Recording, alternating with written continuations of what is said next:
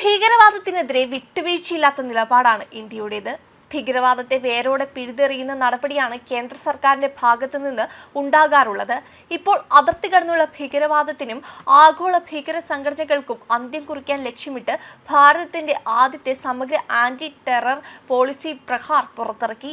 ഭീകരവാദത്തോട് ഒരു തരത്തിലും വിട്ടുവീഴ്ചയില്ലാത്ത കേന്ദ്ര സർക്കാരിന്റെ നയം കൂടുതൽ ശക്തമാക്കുന്നതാണ് ഈ പുതിയ ആഭ്യന്തര സുരക്ഷാ നയം. സംഭവങ്ങൾ നടന്നതിനു ശേഷം പ്രതികരിക്കുന്ന പഴയ രീതിക്ക് പകരം ഭീകരരുടെ നീക്കങ്ങൾ മുൻകൂട്ടി കണ്ട് ഇല്ലാതാക്കുന്ന പ്രോ ആക്റ്റീവ് രീതിയിലേക്കാണ് ഇന്ത്യ മാറുന്നത്.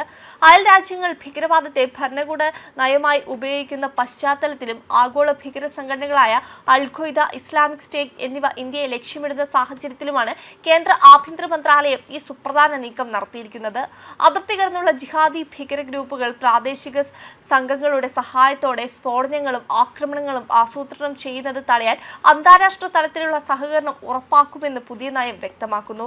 ഡ്രോണുകൾ, ക്രിപ്റ്റോ കറൻസികൾ, ഡാർക്ക് വെബ്, എൻക്രിപ്റ്റ് സന്ദേശങ്ങൾ തുടങ്ങി അത്യാധുനിക സാങ്കേതിക വിദ്യകൾ ഉപയോഗിച്ച് ഭീകരർ നടത്തുന്ന നീക്കങ്ങളെ പ്രതിരോധിക്കാൻ സുരക്ഷാ ഏജൻസികൾക്ക് പുതിയ മാർഗനിർദ്ദേശങ്ങൾ നൽകിയിട്ടുണ്ട്.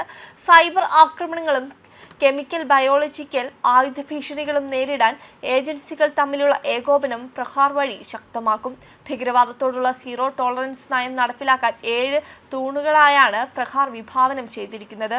ഭീകരവാദത്തിനെതിരെയുള്ള പ്രതിരോധം, മിന്നൽ വേഗത്തിലുള്ള പ്രത്യാക്രമണം, എല്ലാ സർക്കാർ സംവിധാനങ്ങളെയും ഏകോപിച്ചുള്ള പ്രവർത്തനം, മനുഷ്യാവകാശങ്ങൾ സംരക്ഷിച്ചുകൊണ്ടുള്ള നിയമവാഴ്ച, തീവ്രവാദ ആശയങ്ങളുടെ വ്യാപനം തടയൽ, അന്താരാഷ്ട്ര സഹകരണം, ഭീകരാക്രമണങ്ങളെ നേരിടാനുള്ള സമൂഹത്തിന്റെ അതിജീവന ശേഷി എന്നിവയാണ് ഇതിലെ പ്രധാന ഘടകങ്ങൾ. ഭീകരവാദത്തെ ഒരു മതവുമായോ വംശവുമായോ ഇന്ത്യ ബന്ധിപ്പിക്കുന്നില്ലെന്ന് വ്യക്തമാക്കിയ സർക്കാർ ഇരകൾക്കൊപ്പം ഉറച്ചു നിൽക്കുമെന്നും പ്രഖ്യാപിച്ചു. ഭീകരവാദത്തിന്റെ പാതയിലേക്ക് പോകുന്നവരെ തിരിച്ചു കൊണ്ടുവരുവാൻ ഡോക്ടർമാർ, മനഃശാസ്ത്രജ്ഞർ, സന്നദ്ധ സംഘടനകൾ, മത നേതാക്കൾ എന്നിവരെ ഉൾപ്പെടുത്തിക്കൊണ്ടുള്ള പുനരധിവാസ പദ്ധതികളും ഈ നയത്തിന്റെ ഭാഗമാണ്.